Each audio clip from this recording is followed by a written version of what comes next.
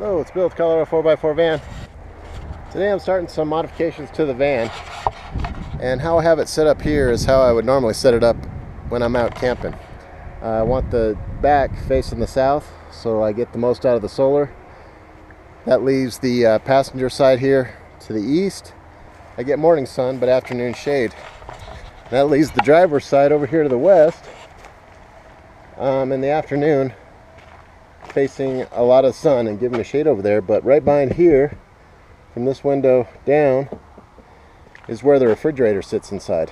And with this dark color in the direct sun, it gets pretty warm on that whole wall. Now I've insulated it, and I've got reflectix on the inside of this window in here, both these windows underneath the counter, to help keep that out, but it hasn't been enough.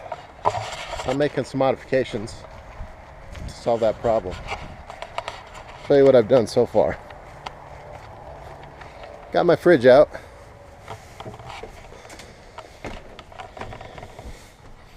And I've got a vent up here with a couple holes I have to cut out of this yet. And this vent goes down here on the bottom.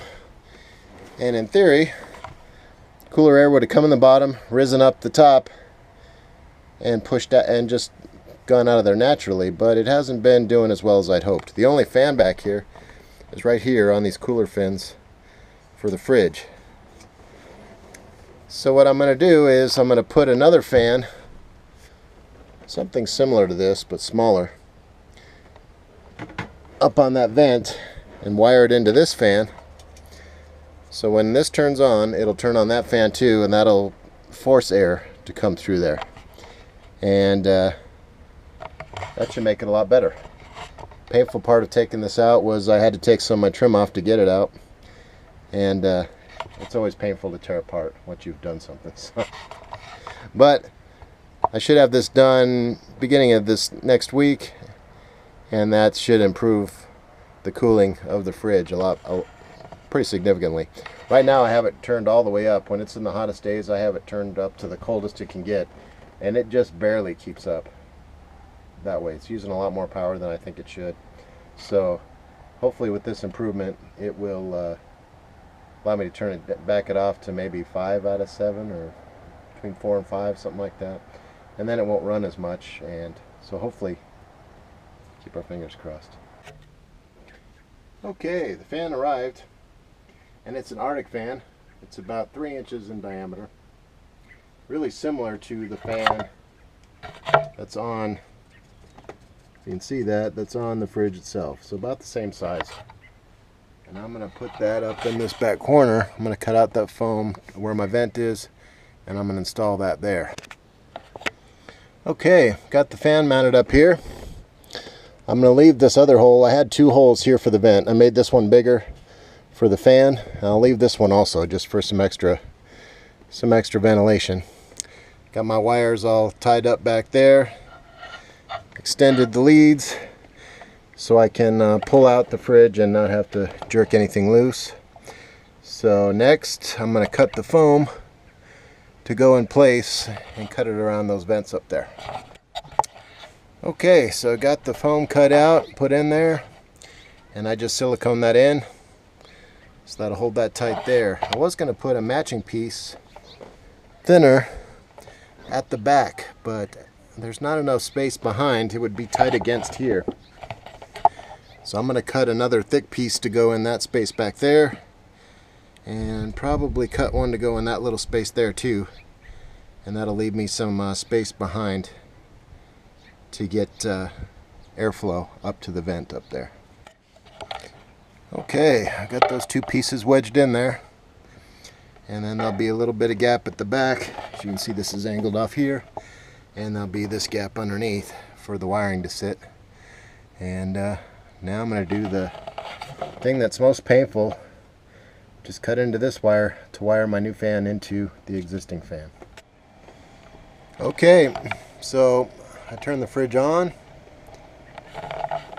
Both fans turned on when the compressor kicked on. Danfoss compressor, even though it's a truck fridge, it's still a Danfoss compressor here. but they both turned on. I got them temporarily, I got them taped up individually just to test it, make sure they're working. And now that I know that, I'll finish taping these up together, tie this back down, and then reinstall the fridge. Okay, so it's all back together. I turned it on.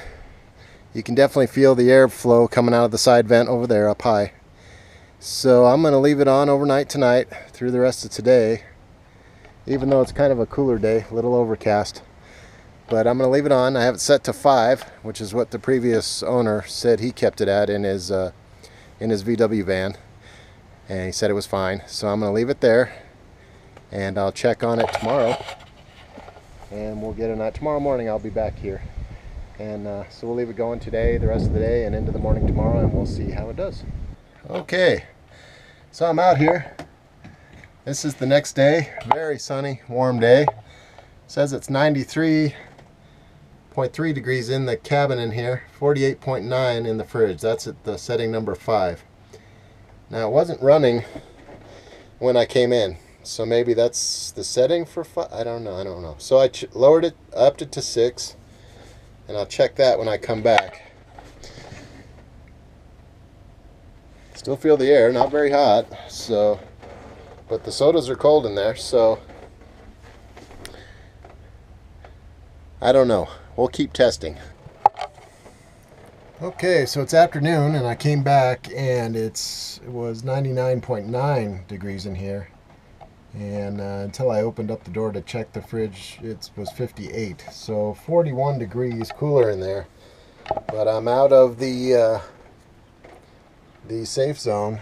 Safe zone being between 32 and 50 for the fridge, and I was yeah, I'm over that. So it seems to be able to, it runs about 40 degrees below, give or take, what the surrounding temperatures are, and that's even with the addition of my fan and my added insulation. So might have to think of some other issues. We'll see, other solutions. Can definitely feel the hot air being pushed out of there. No question about it. But this is that time of the day I was talking about, where the sun is to the west, and it's right on the back of the van there, and it really heats it up in there. This may not be a totally fair test, because normally in the afternoon like this, I would have, it wouldn't be all closed up. I'd have this door open like this. I wouldn't have it all closed up like it's been, but yeah, that's not good news. So I need to do some checking on the specs for the fridge. Maybe it's not able to do what I need it to do, but it seems like the first year it was okay, so maybe it's just getting a little old. I'll have to replace it. So I'll look into that. Oh, okay, so we went up to Estes Park, Lake Estes yesterday, and did some kayaking and some canoeing. Had a good time, escaped the heat. It was 100 degrees here, or close to it. It was about 80, 85 up there, maybe, probably closer to 80. But tested the refrigerator while I was up there, and it stayed at 40 or below the whole time. And came in tonight. I've had the fan going all day, and it's down to 74 now. The sun went down, but it was only about 80, 85 today, and it's below 40. So I think the lesson is that for a truck fridge, about 50 degrees below the temperature around it is about the max you're going to get. So maybe that's why it's lower dollar, about $550 new instead of $1,200 new like some of the high dollar ones. And maybe that's why the insulation around it isn't quite as good. And so you get about 50 degrees, where average for the higher dollar ones is 60 to 70 degrees, and you're still good. So I just need to keep that in mind, but I think the fridge is fine. That's the good news for now. And so concludes this test. Until next time. I remember standing on the corner at midnight, trying to get my courage up.